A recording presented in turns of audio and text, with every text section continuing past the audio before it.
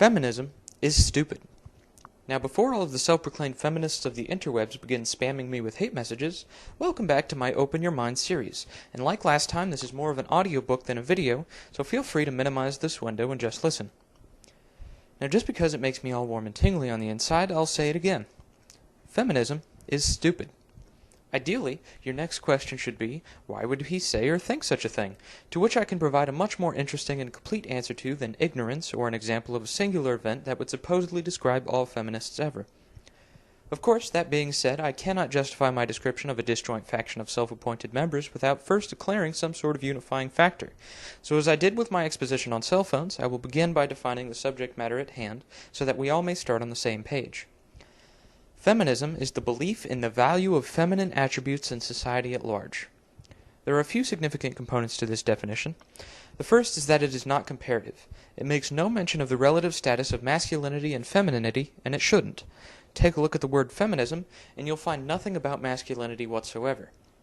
The second is that it focuses solely on social characteristics, not biological features. The association of men to masculine traits and women to feminine traits are entirely arbitrary in this sense. Take, for example, the issue of women receiving unequal pay for equal contribution to the success of a business, making note of the idea that equal work hours and capacity are not the same as effectiveness.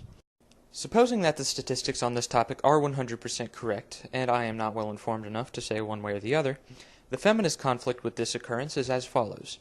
A person who happens to be a woman has been associated with feminine characteristics, possibly bigotous traits such as homemaking and ditziness, and those characteristics are sufficient rationale for the person to receive less pay.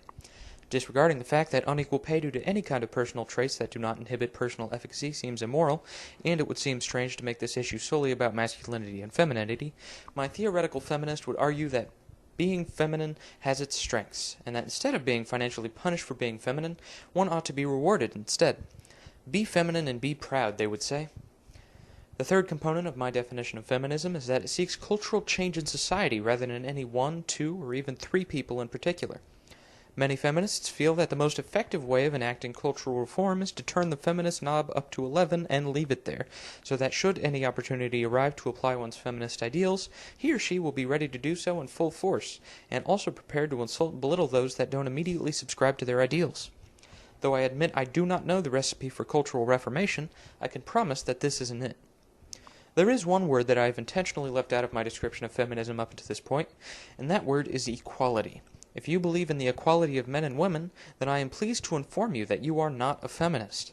No matter how you try to spin the term feminist, you cannot argue that you would be better described as an equalitarian.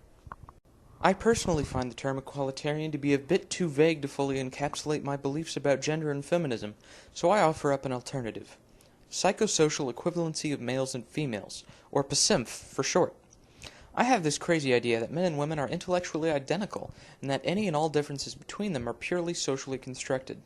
I do believe that there may be biological influences on our thoughts and behavior in regards to our sexual status, but I also believe that the extent to which we subscribe to these biological influences is again decided socially. If you agree that men and women are equal in this way, then I encourage you to discard the unnecessarily obscure and misinterpretable titles of feminism and equalitarianism for pacifism, which I can guarantee is far too particular to be misleading.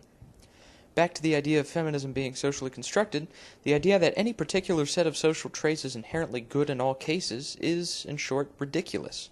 I respect the intellectual capacity of the individual far too much to believe him incapable of sufficient discretion to determine when supposedly masculine and feminine traits would be appropriate and helpful in a given situation. To pick only a small subset of all potential thoughts and actions is just being lazy and unoriginal.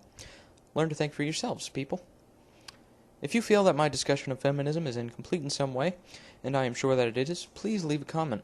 I am officially giving you permission to be that guy and leave full paragraphs if you have enough to say, but keep in mind that this permission only applies to this series. Thanks for listening, and until next time.